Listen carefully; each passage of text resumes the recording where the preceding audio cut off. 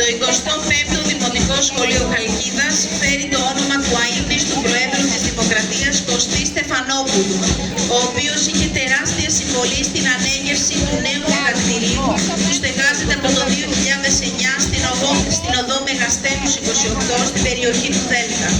Το μαθητικό του δυναμικό είναι 139 μαθητές με 7 τμήματα στο πρωινό ωράριο και 2 τμήματα ολοήμερο.